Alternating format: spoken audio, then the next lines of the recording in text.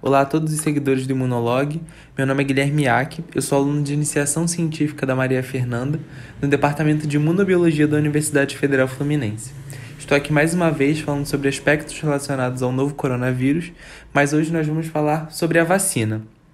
E para que a gente possa compreender melhor esse assunto, eu vou falar um pouco sobre como a vacina funciona, os seus principais tipos, como se dá esse processo de produção e as principais novidades relacionadas à vacina para o coronavírus. E a primeira questão que nós precisamos falar é que a vacina não é um tratamento, é um método preventivo que a gente usa para que as pessoas que tomarem não sofram efeitos tão graves daquela doença. É diferente dos remédios e dos tratamentos que as pessoas que já estão doentes, já estão com sintomas, utilizam. É um processo de imunização ativa, ou seja, a pessoa que toma vai ser exposta, vai ter um contato com o vírus antes de fato ser infectada para produzir uma memória imunológica. E caso ela venha depois a ser infectada pelo coronavírus, o corpo vai saber responder de uma forma mais forte e mais rápida. É necessário que a pessoa seja exposta ao antígeno, ao causador da doença, mas de uma forma que ele gere uma resposta do sistema imunológico sem causar essa doença. E aí a gente entra na questão: o que é o antígeno?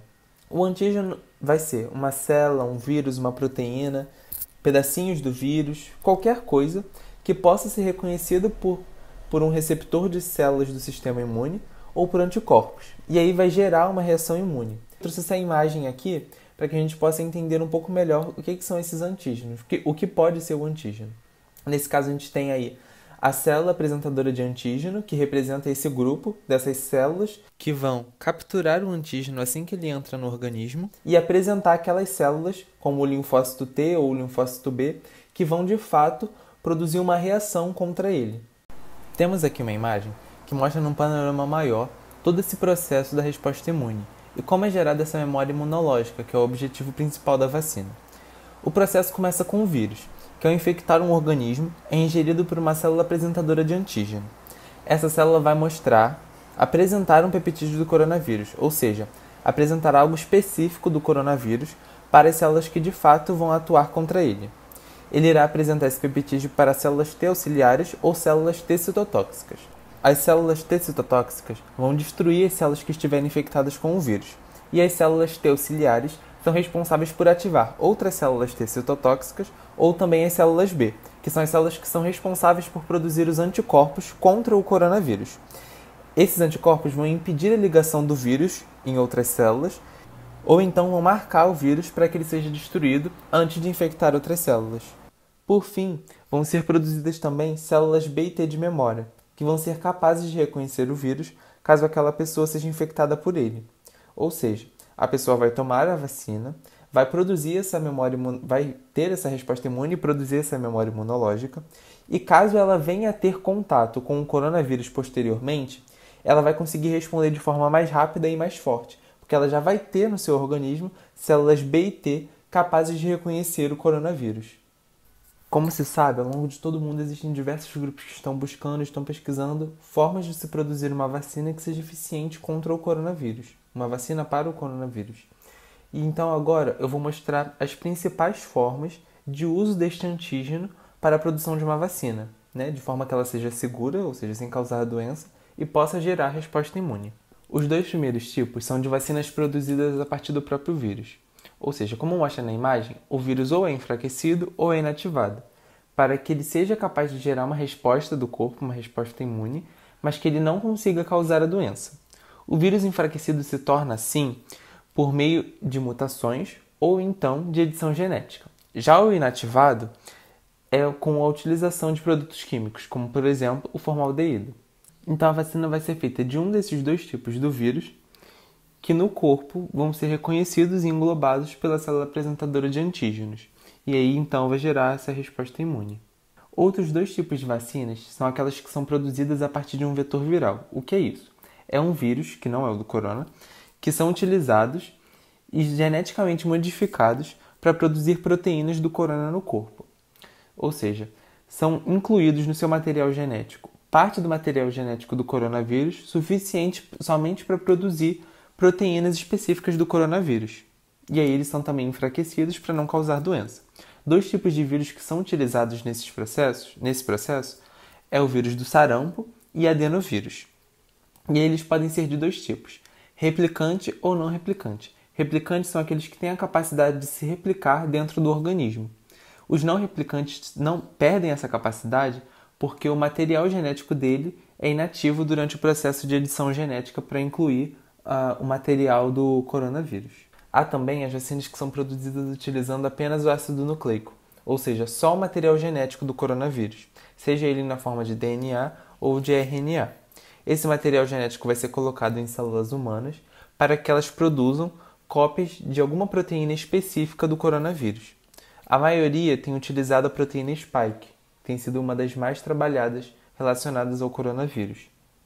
Como mostra na imagem, as células vão passar por um processo de eletroporação, que é um processo que facilita a entrada desse material genético nas células. E então esse material genético vai codificar a produção de proteínas virais, e então essas proteínas, que vão ser formadas pelas próprias células do organismo, vão ser reconhecidas pelo sistema imunológico e então vão gerar resposta imune. Por fim, o último tipo que vamos apresentar aqui são as vacinas produzidas baseadas em proteínas. Como assim? São injetadas diretamente as proteínas ou fragmentos dela no corpo. E aí isso pode acontecer de duas maneiras. Subunidades proteicas, que, como eu falei, vão utilizar, em geral, a proteína Spike ou a proteína M, ou então partículas semelhantes a vírus. O que são essas partículas? São revestimentos virais vazios que simulam o coronavírus, mas como não tem material genético dentro, são vazios, eles não causam a doença, não têm essa capacidade de causar a doença. O corpo vai reconhecer aquelas proteínas do revestimento, aquelas proteínas do exterior, por isso que são chamadas de partículas semelhantes a vírus. Então, nesse tipo, há essas duas possibilidades, de utilizar diretamente subunidades proteicas, ou seja, a proteína Spike ou a proteína M, que vão desencadear uma resposta imune, ou então essas partículas, que o nosso corpo vai ter a capacidade de reconhecer as proteínas que estão ao redor, no revestimento. É importante ressaltar que nessa estratégia é mais difícil de gerar resposta imune, então normalmente são necessários fatores estimulantes para que ela possa funcionar e mais doses dessa vacina para que ela seja capaz de gerar memória imunológica. E agora eu gostaria de apresentar de forma bem rápida as principais etapas de produção da vacina, para que possa ficar claro o porquê desse processo não ser algo nem tão simples nem tão rápido. A primeira etapa é essa que eu acabei de apresentar, a pesquisa básica e as propostas.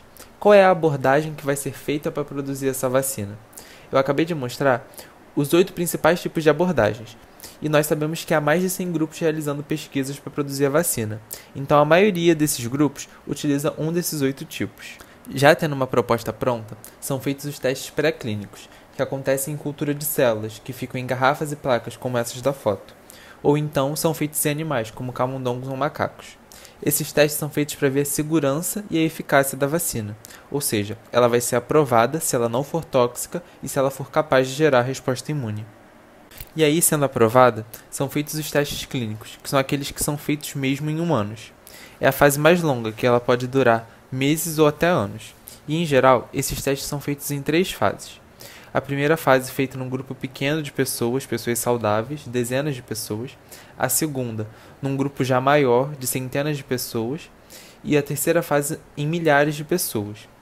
E essas 3 fases servem para ver a segurança da vacina, se ela tem efeitos colaterais, se ela é eficaz, ou seja, se ela funciona, protege contra o vírus, e se aquela dose que está sendo utilizada é segura e eficiente.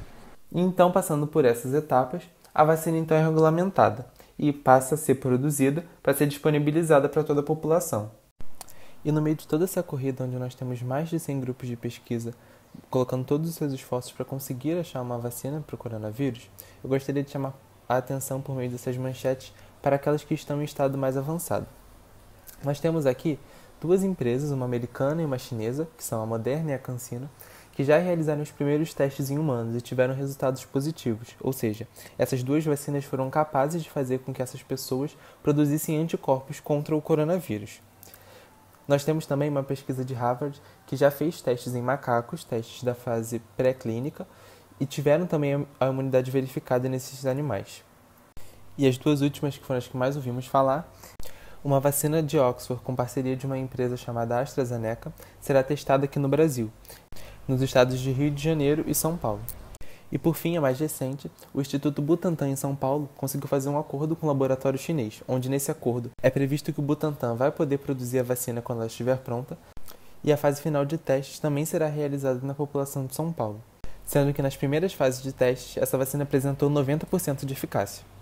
E para falar de produção brasileira, nós temos duas instituições que estão produzindo vacinas que já estão na fase de testes pré-clínicos, são elas, a USP e a Fiocruz. E é importante dizer que no caso de haver uma vacina criada por uma outra instituição, a Fiocruz terá condições de fazer a produção em massa dessa vacina para a nossa população. Por hoje é só. Gostaria de agradecer a todos que nos acompanharam até aqui. Em caso de dúvidas, podem nos mandar mensagem e deixo mais uma vez o alerta, para que a gente fique sempre atento às fontes e às procedências daquilo que nós estamos compartilhando na internet, para que sejam sempre de fontes seguras, para a gente não sair por aí compartilhando fake news. Deixei aqui as nossas redes sociais, para que vocês possam curtir, compartilhar, nos seguir. E é isso. Muito obrigado.